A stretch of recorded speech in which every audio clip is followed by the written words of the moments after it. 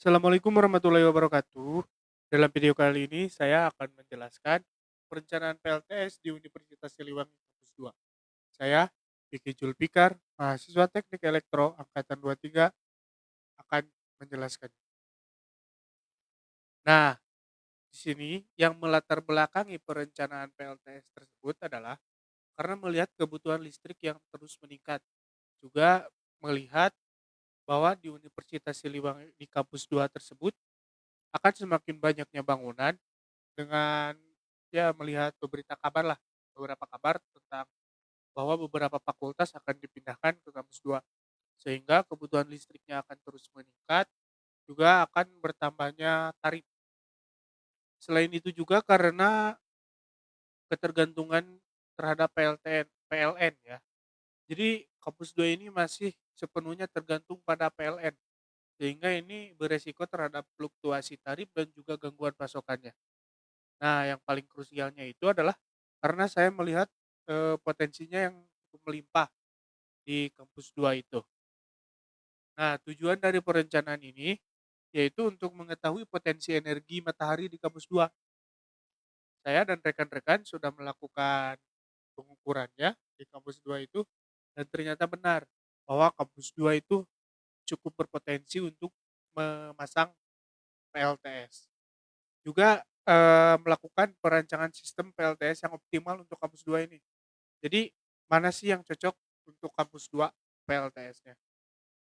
Nah, dasar konsep dari PLTS sendiri itu, yang pertama, jadi sinar matahari itu akan masuk ke si solar panel dan dengan menggunakan sistem yang namanya photovoltaik akan menjadikan si cahaya matahari itu berubah menjadi arus, yang di mana arusnya itu masih arus DC. Nah, si arus DC ini masuk ke inverter dan menjadi arus AC yang siap digunakan.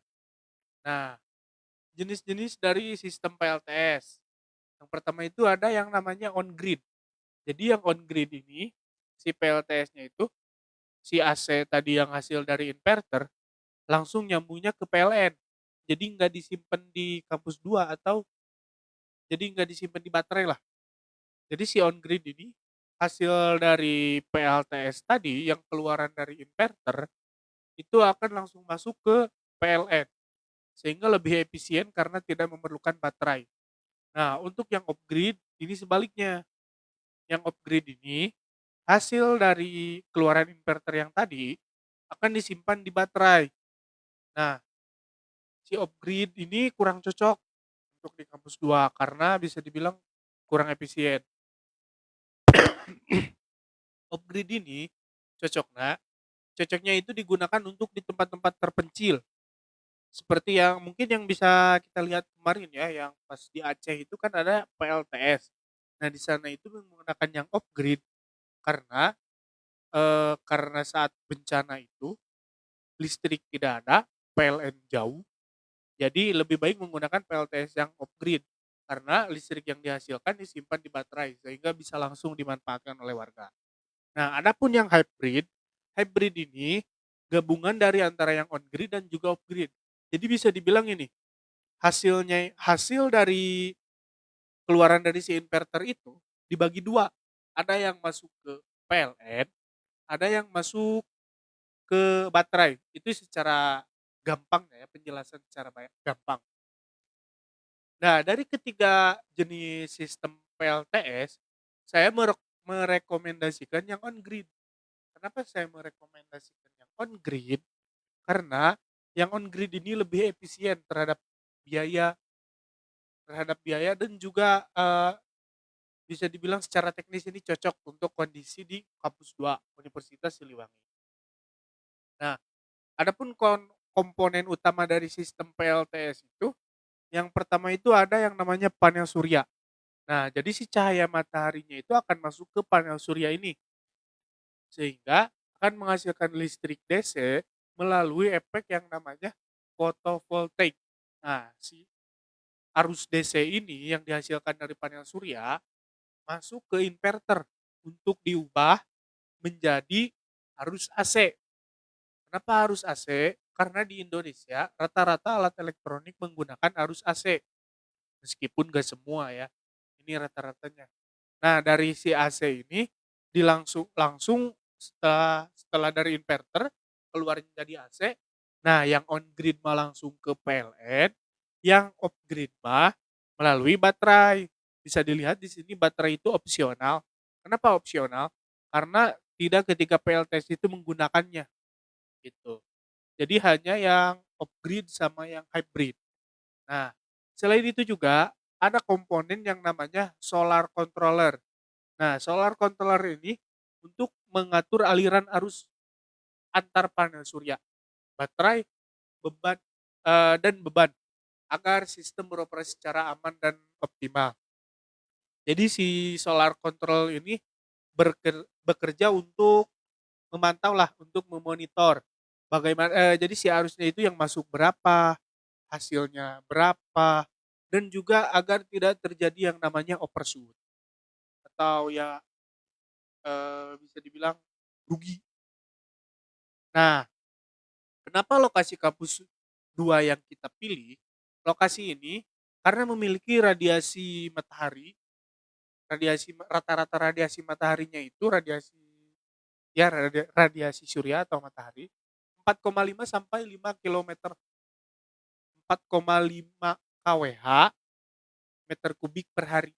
Itu cukup besar ya untuk pemasangan PLTS. Jadi potensinya itu bahkan tinggi, layak secara teknis maupun ekonomis. Untuk PLTS skala menengah. Ini ini salah satu alasan kenapa kita pilih di kampus 2. Nah, hasil dari perencanaan hasil dari perencanaannya, kita kan tadi merencanakan nih memilih PLTS yang mana yang cocok, kenapa harus di kampus 2. Nah, hasilnya itu ini, dengan kapasitas yang terpasang 222 kWp itu adalah total sistem PLTS yang kita rencanakan. Nah, untuk potensi per tahunnya itu 293 megawatt hours dengan estimasi energi listrik per tahun, itu per tahunnya. Dan yang kita pilih itu adalah on grid, karena itu kan langsung terhubung ke PLN, jadi bisa lebih efisien. Nah, kesimpulannya, kenapa PLTS di kampus 2 ini bisa dibilang layak secara teknis maupun ekonomis? Karena satu, layak untuk diterapkan itu studi teknis dan ekonomis mendukung implementasinya. Jadi apa yang kita pelajari di kelas, kita bisa langsung lihat di kampus 2 itu, si PLTS ini.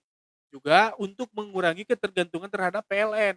Dengan produksi 293 megawatt hours per tahun, itu mengurangi tagihan listrik secara signifikan.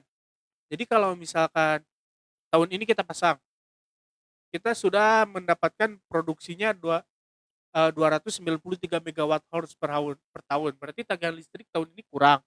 Jika terus kita tambah, setidaknya lebih efisien lah untuk tagihan listriknya. Juga yang paling penting itu untuk mendukung yang namanya Green Campus. Green Campus ini adalah visi.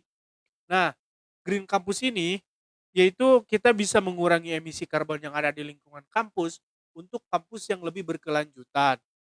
Jadi, itulah alasan kenapa PLTS di kampus 2 Universitas Siliwangi ini layak secara teknis maupun ekonomis. Nah, sekian ya pemaparan dari saya. Mungkin dari tadi banyak kekurangan, banyak kesalahan yang saya lakukan. Mohon maaf. Wassalamualaikum warahmatullahi wabarakatuh.